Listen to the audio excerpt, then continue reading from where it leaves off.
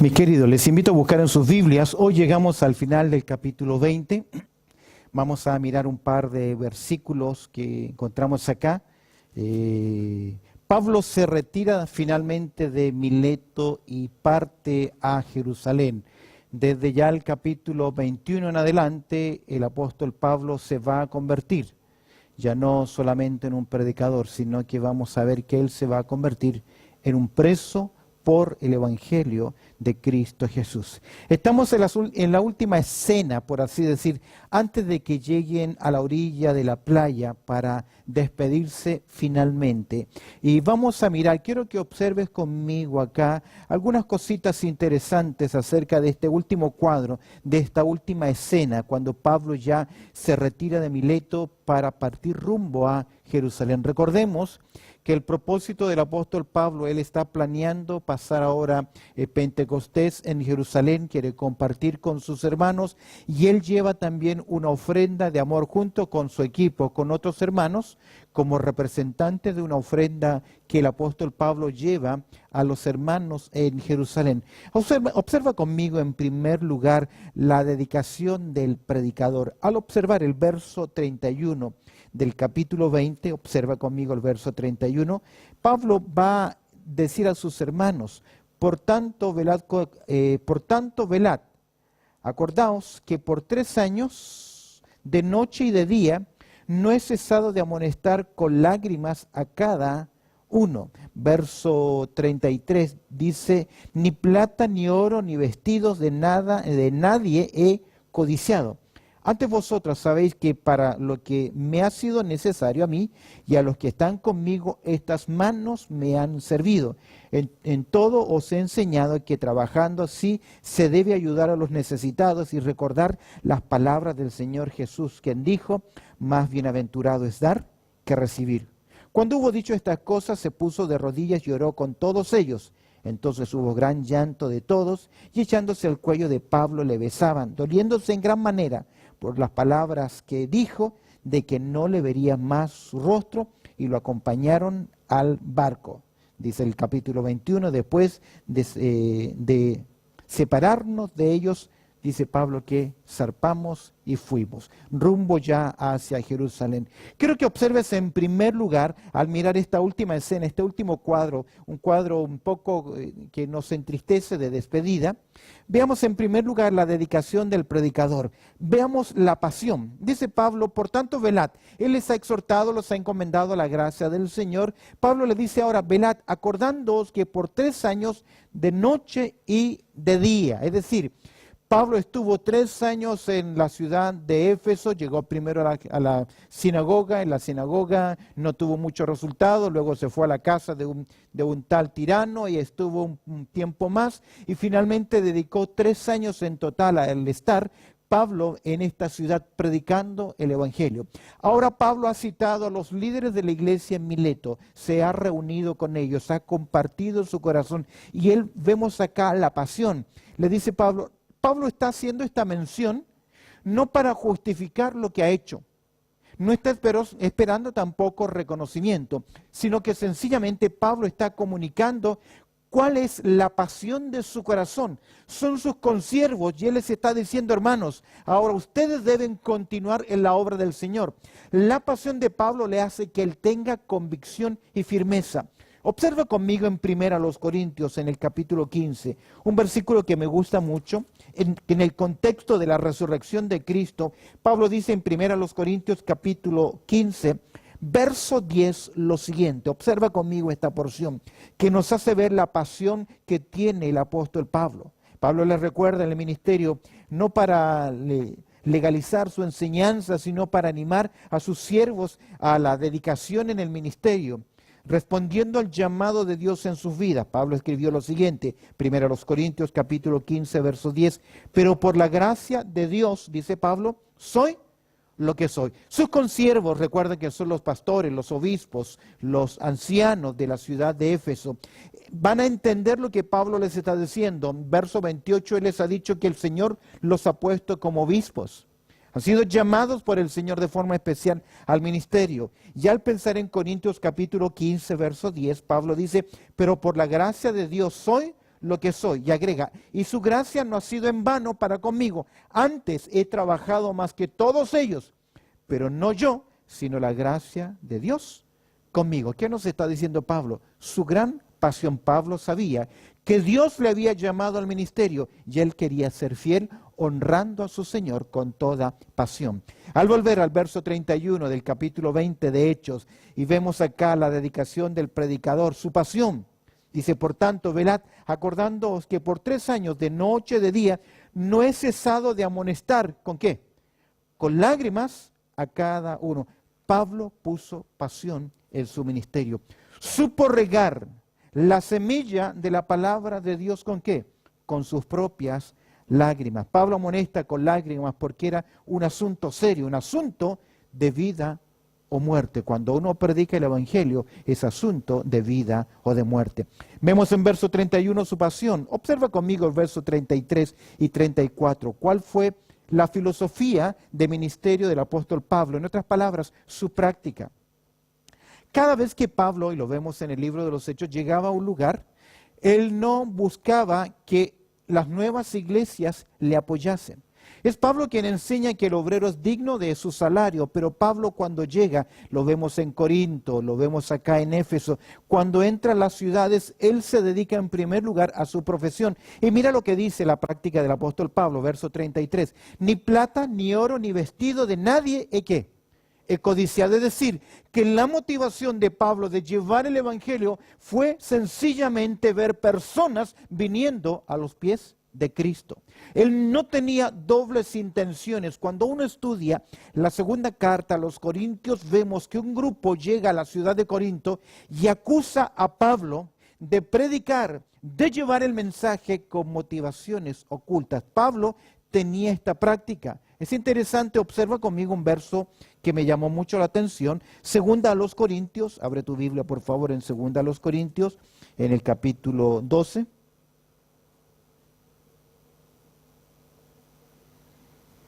Mira lo que dice el apóstol Pablo después de que han acusado a Pablo de predicar con motivaciones ocultas. Segunda a los Corintios capítulo 12, verso 14, dice, he aquí, por tercera vez estoy preparado para ir a vosotros, y no seré gravoso, porque no busco lo vuestro, sino a vosotros. Pues no debe atesorar los hijos, ¿qué? Para los padres, sino ¿qué? Los padres para los hijos. ¿Qué está diciendo Pablo acá? Son los padres los que deben preocuparse de dejar a sus hijos, ¿qué? Una herencia. Y no los hijos dejarle, ¿qué? La herencia a los padres. Y Pablo está usando esa ilustración de esa práctica para decirles, mi intención con ustedes fue no lucrarme, no tener una herencia de ustedes, sino que por el contrario, ustedes tuviesen la mejor herencia. ¿Cuál era? La salvación. Volviendo a la práctica, Pablo dice en verso 33, ni plata, ni oro, ni vestido de nadie he codiciado. Esos términos, plata, oro, vestidos, no está hablando de necesidad, sino de lujo. ¿Lo tiene?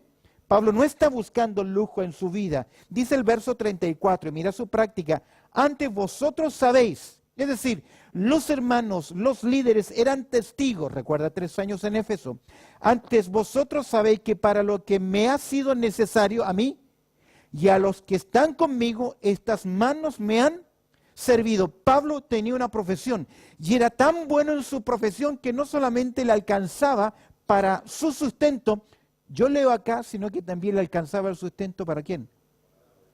Para los que estaban con él. ¿Por qué Pablo hacía esto? Ya hemos dicho en estudios anteriores, es su forma de llevar el Evangelio para que nadie dijese que él estaba vendiendo algo nuevo. Pero también pienso, Pablo, todo lo que él hacía le era impuesto. Lo único que no le era impuesto era poder ganar algo con sus propios esfuerzos, con su propio trabajo, y tomar ese esfuerzo y presentarlo y ofrendarlo. Porque Pablo pregunta, ¿cuál es pues mi galardón? Que predique el Evangelio, presente gratuitamente el Evangelio de Cristo, no para abusar de mi derecho en el Evangelio, escribió en 1 Corintios capítulo 9, verso 18, diciendo, este es mi gran privilegio, llevar el mensaje gratuitamente y sustentarme con mi trabajo. Vemos entonces la pasión de Pablo, vemos la práctica del apóstol Pablo. Observa el verso 35, su prioridad. En todo os he enseñado. 3 años que ha invertido el apóstol Pablo en la vida de ellos. ¿Qué ha enseñado el apóstol Pablo? Tanto el Antiguo Testamento, pero principalmente del Evangelio, de la vida de Cristo, de las enseñanzas de Cristo. En todo os he enseñado. Pablo dio esta enseñanza de forma práctica. Lo hizo ¿cómo? Públicamente y por las casas. Lo hizo en la sinagoga, en plataformas, persona a persona. Invirtió tiempo. En todo os he enseñado que trabajando así se debe ayudar ¿a quién? A los necesitados. Mira qué interesante, qué lección más práctica. Pablo presenta, por así decir, una filosofía del por qué nosotros trabajamos. Si bien es cierto, es cubrir necesidades, pagar nuestras deudas, pero también practicar la generosidad. Observa conmigo en Efesios capítulo 4, verso 28, cómo Pablo corrige un problema que había acá, o da una gran ley de sustitución. En Efesios capítulo 4, verso 28, Pablo dice de la siguiente manera. Efesios capítulo 4, verso 28, Pablo dice, el que hurtaba, es decir, el ladrón, el que tenía el problema de cleptomanía, quedarse con lo ajeno, imán en las manos, el que hurtaba que no hurte más, y agrega, sino por el contrario trabaje, haciendo con sus manos lo que es bueno para que tenga que compartir con el que padece necesidad. Qué interesante. Pablo enseña, trabajamos porque tenemos que cubrir nuestro sustento, cubrir nuestras necesidades, atender a nuestro hogar, pagar nuestros gastos, pero también todos nosotros debemos saber que tenemos que poner algo para ayudar a los demás. Hay un principio interesante a través de las Escrituras. Proverbios capítulo 11, verso 24 dice así, hay quienes reparten y les es añadido más. Y hay quienes retienen más de lo que es justo, pero vienen a pobreza. ¿Cuál es el principio acá? Debemos ser ¿qué? Generosos. Pablo dice lo siguiente, hablando de su práctica, hablando de su actuar. Él dice lo siguiente, en todos os he enseñado, Pablo dice esto, que trabajando así se debe ayudar a los necesitados y recordar. Mira qué interesante, Pablo les ha enseñado acerca de la palabra y les recuerda qué cosa.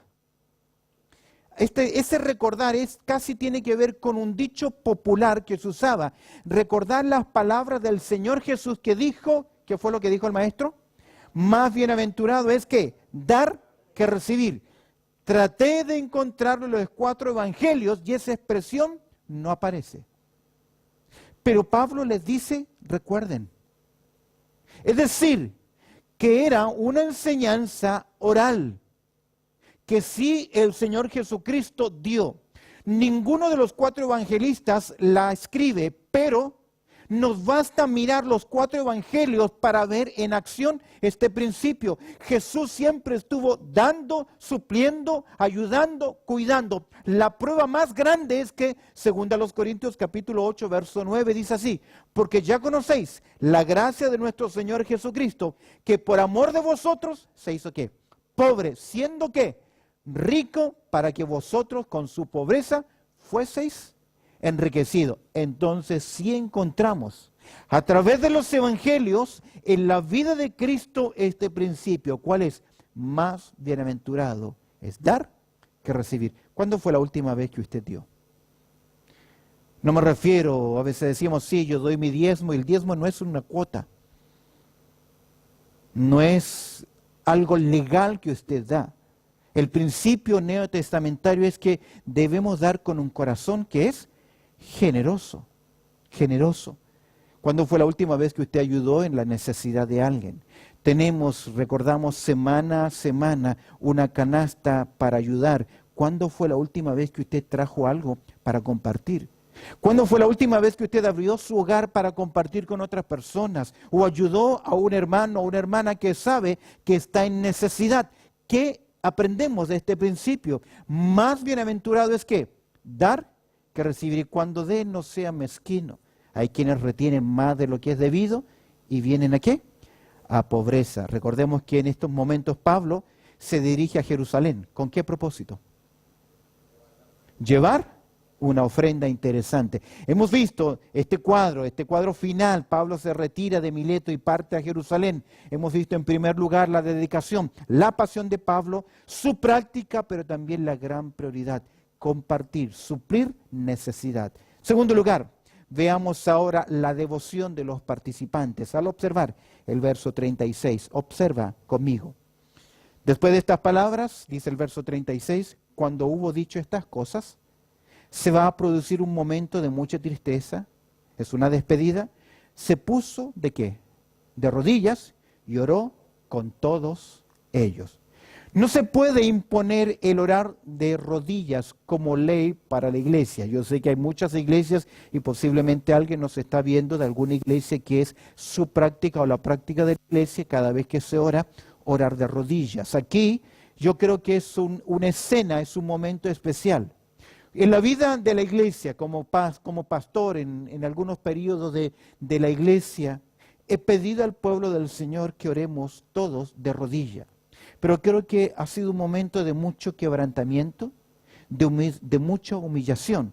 Pero la verdad es que la verdadera oración no surge de rodillas. ¿Surge de dónde? Del propio corazón. Uno dice, si no se ora con los ojos cerrados, esa oración no llega al cielo. En Juan capítulo 17 dice que Jesús, alzando los ojos al cielo, bien abiertos, Él estaba ¿qué? Orando con su Padre. Vemos acá más que nada la devoción. Es un momento solemne especial. Se unen en comunión. Hay muchas iglesias que cuando se le dice al pueblo del Señor vamos a orar, todos comienzan a orar y se produce un desorden. Creo que hay una oración congregacional y esa oración congregacional, un varón la eleva, la levanta, dirige, preside esa oración y el pueblo de Dios está atento diciendo que amén, sí Señor, así sea, confirmando en unidad esa oración. Se puso de rodillas y oró con ellos. Veamos en tercer lugar, hemos visto la dedicación, la devoción de los participantes. Observa ahora el cuadro y el dolor de la partida, verso 37. El dolor de la partida. Entonces hubo ¿qué? Gran llanto ¿de quién? De todos. Principalmente son los líderes, los ancianos, los pastores, más de 3 años compartiendo juntos en el ministerio. Este acto indica el profundo afecto que sentían los ancianos, estos líderes, estos pastores, con el apóstol Pablo. Entonces hubo gran llanto de todos. Y echándose al cuello de Pablo, ¿qué hacían?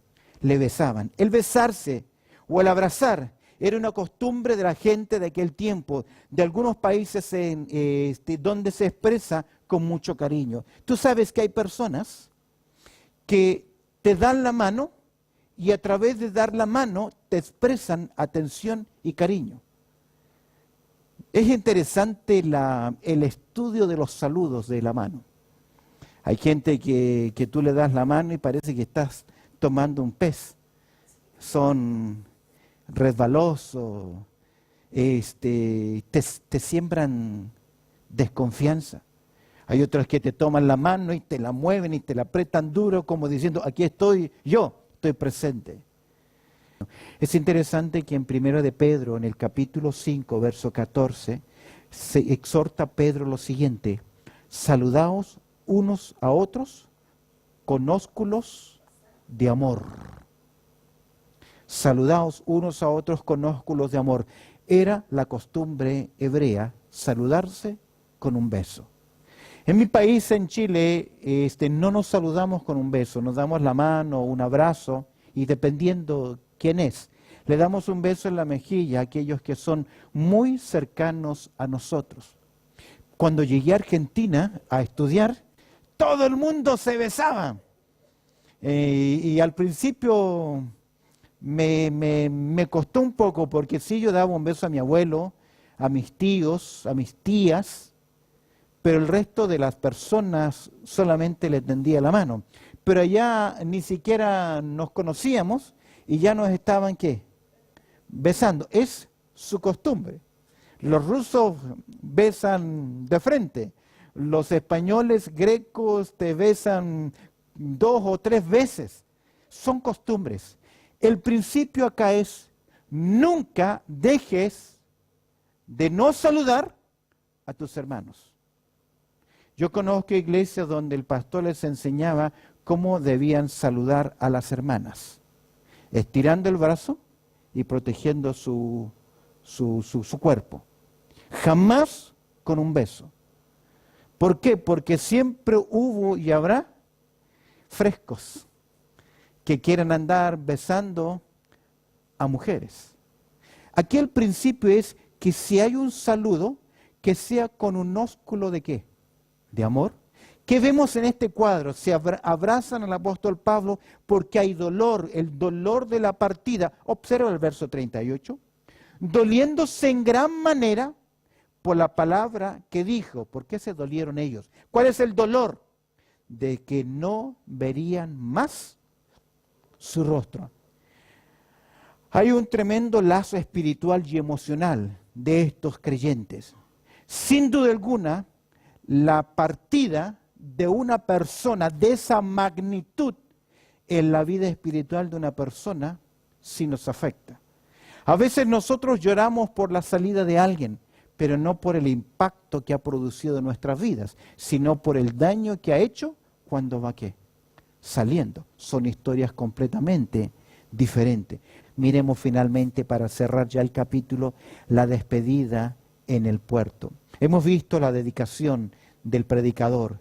Hemos visto, en este caso, la devoción de los participantes. Hemos visto el dolor de la partida. Veamos ahora la despedida en el puerto. Y le acompañaron, ¿a dónde? Al barco. Sin duda, en esta despedida tenemos una de las escenas más emocionantes de la Biblia. Hay varias despedidas en las Escrituras. ¿Recuerdas una de ellas? El Señor se despide de sus discípulos. Son momentos difíciles. Cuando Jacob comienza a despedirse de sus hijos, nietos y da su despedida. Es difícil. Sin embargo, muchos hermanos han tenido esta experiencia de despedir también a otras personas. Pablo les dejó, Pablo ahora deja acá a estos hermanos. Pablo deja y va rumbo a Jerusalén. El ministerio del apóstol Pablo cambiaría. Ya Pablo dejaría de ser sencillamente el predicador.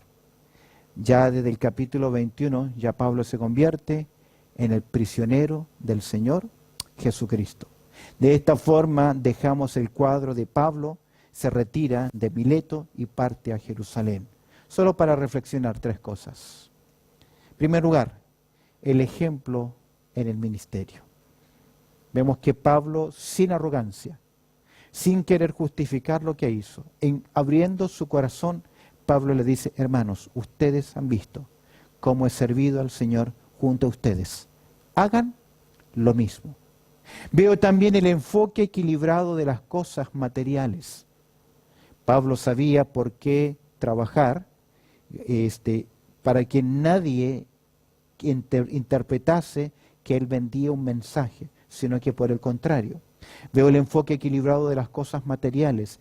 Dios nos ha permitido tener un trabajo, trabajar, no simplemente es para pagar, no simplemente es para suplir, sino también para compartir con otros. El ejemplo en el ministerio, el enfoque equilibrado de las cosas y finalmente la expresión de cariño en la obra.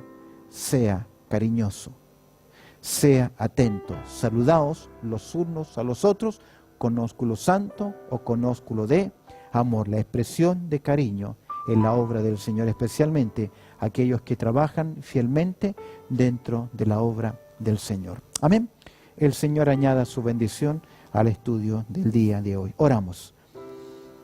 Bendito Padre Celestial, te agradecemos por tu amor, también por tu cuidado y la consideración, Señor, de este último cuadro interesantísimo, donde hemos visto, Señor, el ejemplo del apóstol Pablo, hemos visto la dedicación del predicador, hemos visto la devoción de los participantes, el dolor de la partida y la despedida en el puerto, una despedida que trajo lágrimas de tristeza, pero en el fondo un corazón alegre, porque hubo un hombre de Dios que sembró la semilla. con lágrimas en el corazón de estos líderes y de una congregación. Te pido, Señor, que cada vez que nosotros compartamos, Señor, los pastores, los líderes, los hermanos, Señor, que enseñan tu palabra, lo hagan también del corazón. Que podamos crear lazos de amor, de respeto, de crecer juntos, Señor, para tu gloria. Añade tu bendición a lo que hemos considerado en el día de hoy, pues oramos a través del precioso nombre de Cristo Jesús. Amén y amén.